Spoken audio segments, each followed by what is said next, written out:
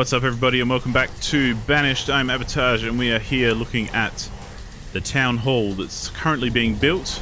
We're almost done, we're about 2/3 of the way through. Then we're going to get some stats. And we're doing pretty well, I think. We're kind of just ticking along nicely. I've said it before and I'll say it again, that this game is fairly slow and delicate. And even though we've made a few sweeping changes here and there, we want to see what's happening. So let's check this out. Let's have a quick look at this. We'll pause the game for a sec. The rain noise is going to keep going, but that's okay. We can push on through. We're just about to head into winter, so it's probably a good time to do this. So this is cool. This is all our stats, and we'll go through each one and just have a quick look while we're here. So at the moment, you can see we're in year 6. We have late autumn. We've got 18 families and 13 homes, which is probably a good kind of way to keep it at the moment, because I've found that if you always have more families than homes, you tend to have more production than not, if you know what I mean. We've got 47 citizens all up, 31 adults, 0 students, 16 children, and we're 100% clothed, and we're 32% educated. And I think that 32% is basically our starting population, because we haven't got a school, so we haven't been educating anyone. And I think one of the next things we're going to do when we get a few more labourers and a few more available workers is build a school, because we'll need a teacher, and it'll start taking longer for kids to grow up and get into adulthood. Under our production tab, we can see how much we're using and producing all the time. So we are quite ahead on food, which is the main thing we want to be worried about. And it'll show us how much we can grow, really, as in population size. So we're making 4,742 last year we produced of food. And that same year we used 3,722. So we're just about 1,000 over. So we're making about 30% more than we need to. So we're only using 3/4, which is good because it shows we can grow without having to worry about food production too much. We can start building some other things like the schoolhouse and that sort of thing. Everything else is fairly on par. Clothes, we're about even.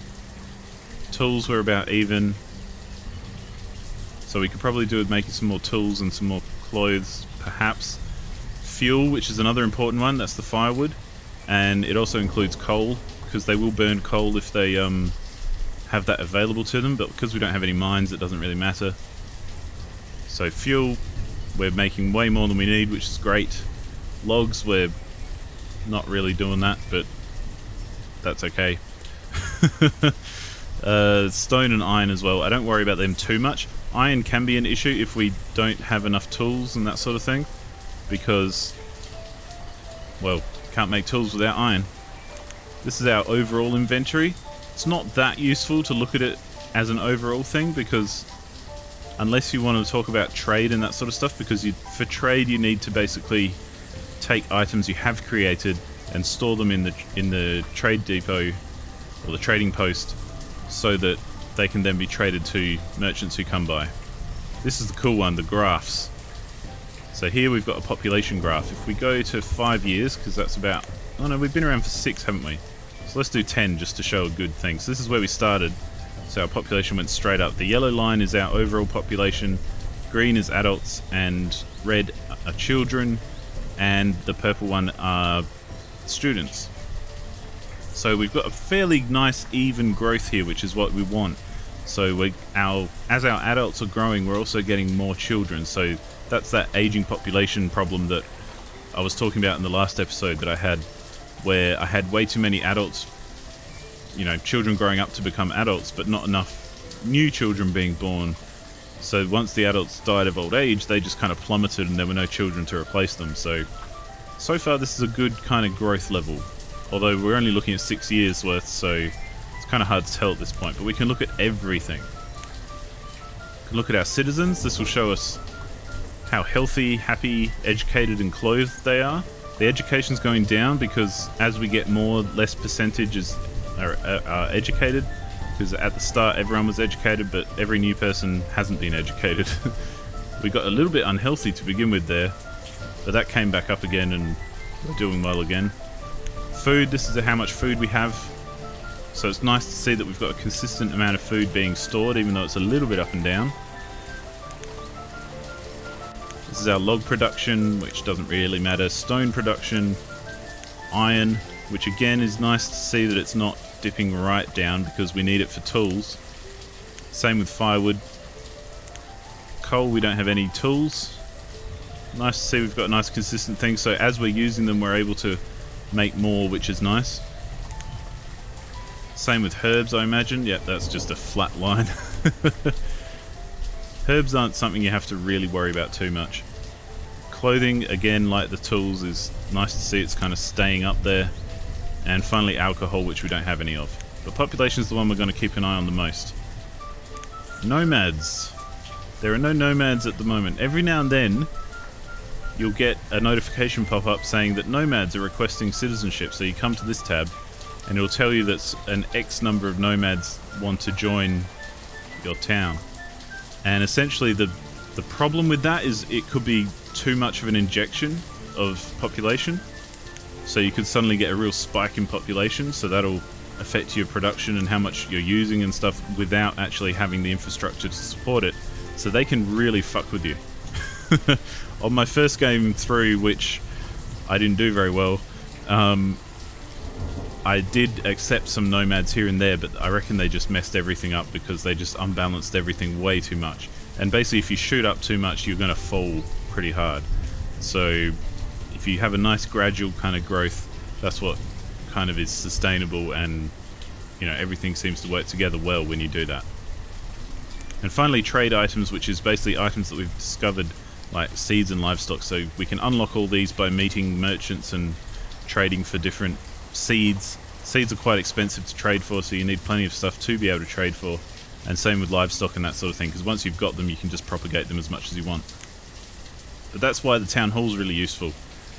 Mainly the two things I look at the most are the population graph, because it'll show you how you're going and what sort of, you know, if you're all over the show, there's something wrong. But if it's nice and smooth, there's something going right. And the other thing is this homes versus families number, where I want to keep more families than there are homes, because it's basically playing fairly conservatively in that respect. And that's basically all the town hall does, is it gives you those statistics. But that's all you need, really. That's quite good. So we're not going to build any more homes right now because that would be a bit of an overkill. In fact, I think we're just going to go straight out and build the school. So let's put it right next to town hall. It's kind of central to everything. And we can speed up a bit again just as we head into winter. It's nice to know we can be confident that our food is doing all right. In fact, we're so confident with our food that we could build some homes, some more homes, but I don't think we'll do that straight away. I think before we do that, we'll just get this school up and running. And we've got plenty of spare labourers and stuff, so we've got plenty of people who can become teachers and that sort of thing, so not really much to worry about there. This barn is empty. In fact, we might actually get a hunter here, because we could do with the leather, so that we could make some more clothes. And it's also nice to know that our woodcutter is doing well. So yeah, we're doing very good, I think. This is a nice little bunch of stuff here. Our stone reserve is low. We're going to have to build a quarry soon, I think. But quarries require a lot of people to really work efficiently. Like a lot of people. You can get 15 or so workers working on a quarry. But you know, it's a necessity, because if you want to keep building stuff, you need to keep getting stone. And there's only so much you can mine from the wild. Have we got much stone around that we can grab? Let's just do a little sweep here. Yeah, we can grab all this stone. Let's send our folks out to do that. And we'll get the stone from out here as well. Just so we know we've got everything within the immediate area. All this other stuff is iron, so as our iron goes down, we'll have to pinch off of that, which is nice, because it means we won't have to set up a mine quite so soon. Okay, so now we've got our school going. Beautiful, it's a schoolhouse. Check it out. How cool is that? Let's give a teacher. Let's assign someone to do that. And now we're going to start seeing some students come in, which will be nice. Means everyone will just work that little bit better, be that little bit more efficient. See, first student. Luelame has become a student. So you can see up here now we've got 32 adults, 1 student and 14 children. And I think they can teach 20 students for each schoolhouse at a time. So you don't need heaps of them until you start getting much bigger. So that schoolhouse will do us for quite a while, I think. And if we check out our population graph... Okay, it hasn't updated yet, but... Oh no, there's a little blip in the radar there of that 1 student, so... That's cool. That'll start ticking along nicely.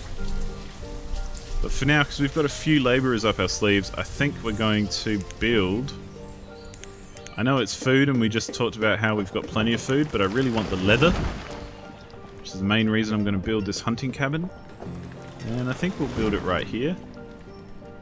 I think that seems fair. Maybe we should build it around the back here. Yeah. Yeah, let's build it there. Done. And we also need a well for this part of town so that if there's any fires, they'll be able to put them out. And let's build a nice road around here so that everything's nicely connected. And we should be good. And we're slowly edging towards getting a trading post set up over here. Trading posts are really good early game because you can acquire seeds and livestock and that sort of thing. But if you play your cards right, you don't really need to get much else from them, other than new items that you don't have or that you haven't discovered, like different types of seeds and stuff. Like for instance, at the moment the only orchard we've got is this apple orchard, which is now beginning to yield fruit, which is very good. But you can get others like plums and chestnuts and walnuts and pears, I think, and peaches, and yeah, there's a whole lot of different ones you can get. But seeing as we have a surplus of food, we could probably even do with building a pub at some point, because the pub requires a fruit crop in order to brew some cider and beers and that sort of thing. It's just called alcohol, but I like to think of it as an actual thing. But we'll get this hunting cabin set up, which will be done momentarily. There it is.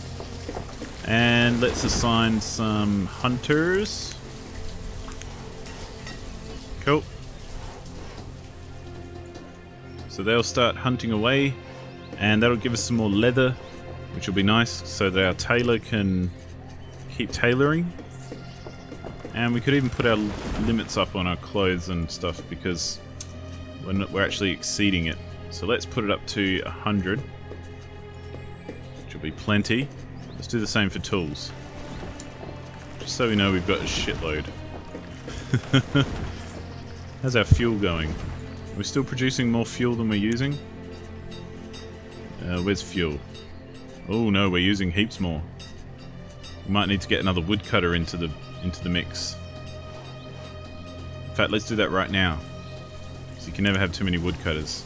Well, you can, but fuel is essential. If you don't get fuel, you end up, everybody gets sick, and then nobody has a good time. And I tend to put them all really close to each other for some reason, but I like having my woodcutters central, because everyone's got to come get the fuel somehow. Although, having said that, now that I say that, I think I might actually... Nah, because I don't want to put them out here, because that's taking up valuable space for logging and that sort of thing. I think I'll whack it right here. Yeah. Let's do that. And let's bring the road up a bit, and a bit this way. Just so that we're prepared to keep building. And eventually we can also upgrade these roads to stone roads. And we can upgrade the houses to stone houses as well. Stone homes provide more warmth than wooden homes. Some resources from the existing building will be reclaimed. So if you upgrade to a stone house with a current house, you can build stone houses straight up. But if you want to just upgrade one, it'll essentially knock down the current stone house, the wooden house rather. It'll just knock that one down and build a stone one in its place. So while that's going on, whoever's living there won't have anywhere to live. So you got to be a little bit careful. We don't want to just go out and knock them all down straight away. And it also uses a shitload of stone. Let's check this out. See how our food's going. Oh, we've used about what we've produced last year. In fact, we're using more this year than what we are producing, but we've got a crop that's about to come in. So it's probably not worthwhile expanding anything at the moment as far as population is concerned. And it's probably good that we've got this hunter's cabin up and running. Oh, there's a little bit of stone down here that we can grab. Just there. Stone's always useful. That woodcutter's built. Let's assign a woodcutter and get rid of one of the builders, seeing as they're not doing anything. And they can set about cutting up some wood so that we've got plenty of firewood. And then eventually I think we'll put maybe a gatherer's hut here as well, and a couple more houses, and then that'll be done for this kind of area. Much like this one up here. So yeah, I think we're doing pretty well. Check it out. Doesn't it look good? What a good looking town. Big old town hall.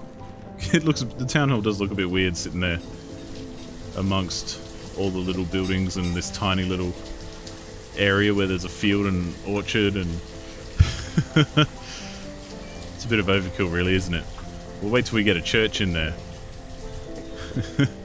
We haven't had anyone die yet though, which is pretty good. I mean, how old are these people getting? Oh, they're all quite young. 46 there. 48. 48. 52. That's fairly old, I guess.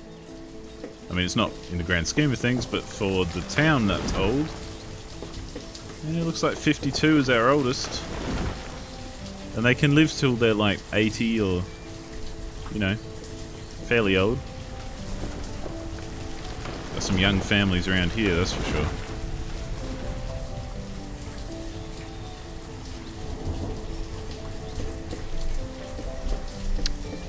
Yeah, everything's ticking along quite well. We're just coming into autumn, getting ready for the winter. Got a whole bunch of food stored. Let's just raise the limit on our food because we're starting to get close to it. And we've got plenty of barn space, I think. Yeah. Plenty of barn space. There's shitloads here, but that's okay. Fantastic.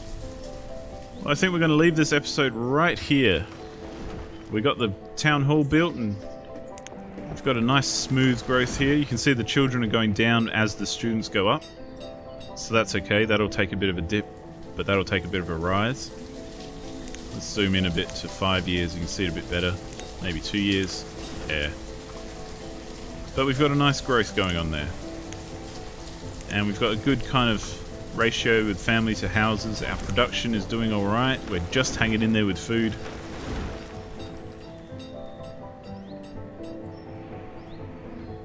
In fact, we've reached our limit already. We're up to 6,000 food. Holy moly. We might have to just increase that again. Let's take it up to 7. definitely got the space. We've got the schoolhouse in as well. We've currently got 7 students underway. So they'll be done eventually. And yeah, let's hope it keeps cruising along at this kind of stable pace. And we don't get any major disasters anytime soon. But as we head into winter, that's where I'm going to leave it. Thank you so much for watching. I'll see you on the next one. Goodbye.